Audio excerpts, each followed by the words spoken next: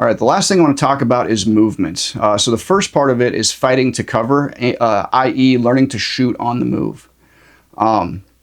Just because something may happen when you're inside of this like possibly dangerous environment where, let's say, something cracks off and you hear gunshots and you see the individual that you have positively identified as the threat. You may need to fight your way to cover, meaning you present your rifle and you're shooting while you're moving towards cover, because you shouldn't just kind of stand there. You shouldn't just like stand and deliver. That's the most foolish thing ever. You definitely want to set yourself up to where you can fight on your way to cover. One of the best ways to do that is just by a casual walk while you're shooting, kind of like a casual heel-toe walk, depending on which orientation you need to go. Just a casual heel-toe walk while you're shooting. It's good to have some peripheral vision and some situational awareness, like a quick look of your eyes, make sure I'm going in the right direction, etc. I'm not going to trip over something. You don't want to get so threat focused that you run into a wall or trip over something. When you divert your eyes to make sure that you're going in a good direction, you want to make sure that your reticle was last left on the bad guy or in the bad guy's direction. Take a quick look, and then immediately you're looking back into your reticle. You don't want to just fire blindly while you're moving. That's extremely foolish. Don't do that.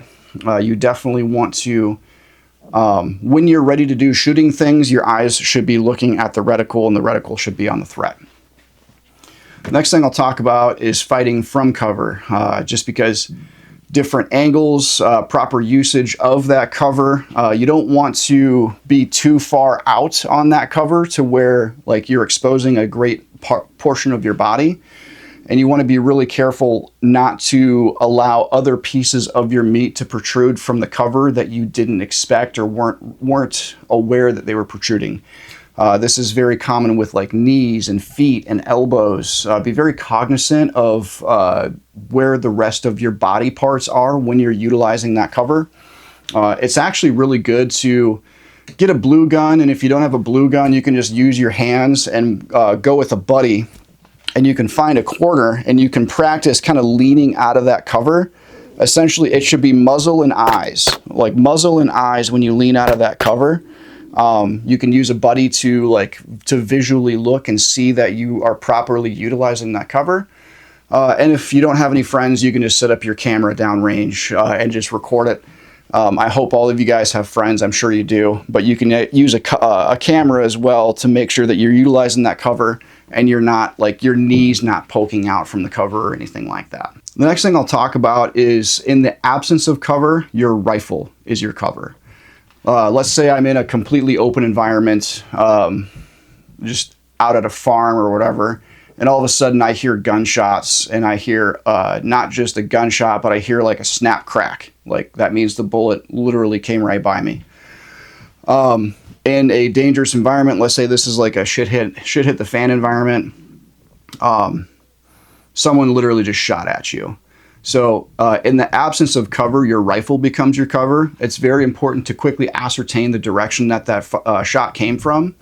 And when you don't have cover to get behind, your rifle becomes your cover. You need to find and ascertain where that round came from and start putting rounds in the vicinity or in the direction of where that shot came from. Because in that environment, that is a deadly force environment. Someone has a rifle, they are within reasonable distance to use the rifle to inflict serious bodily harm or death, and you literally heard the snap crack of the bullet going over your head. That means opportunity jeopardy right there. So quickly ascertain the direction of that, where the rounds are coming from, and you're going to return fire with as much accuracy as possible, and it's important to be moving while you do it. That is one option. Another option is the old "when I'm up, he sees me, I'm down" adage of as soon as you're shot, you want to hit the deck immediately.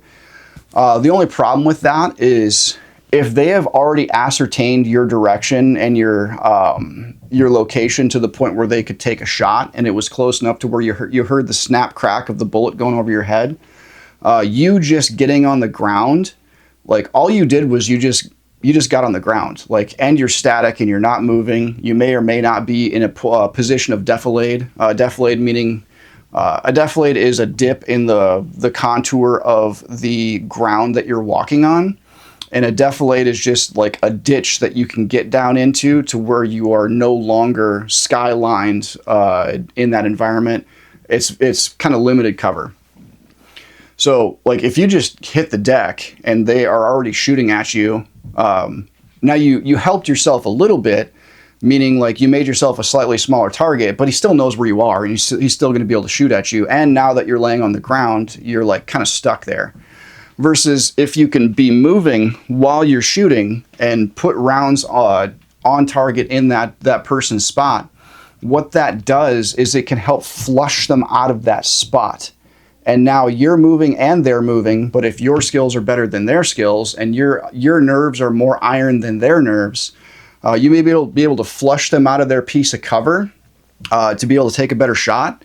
Or you may make them get down and get into that cover deeper because they are now scared of you. And that buys you enough time, space, and opportunity to go find a piece of cover that you can fight from. You know what I mean? So it's not always best to just, I'm up, he sees me, I'm down, because that makes you static. Especially if you're in a completely open environment and there's no defilade for you to get into that you can use as some sort of limited cover. Sometimes it's better just to keep moving. You know what I mean? Just go. Go while you're shooting, but go. All right, something else I'll mention, again, I learned from James over at Tactical Response, motionless operators ventilate easily. Motionless operators ventilate easily. So what that means move, all right? If you are motionless, standing in a static environment, you will be ventilated easily, so move.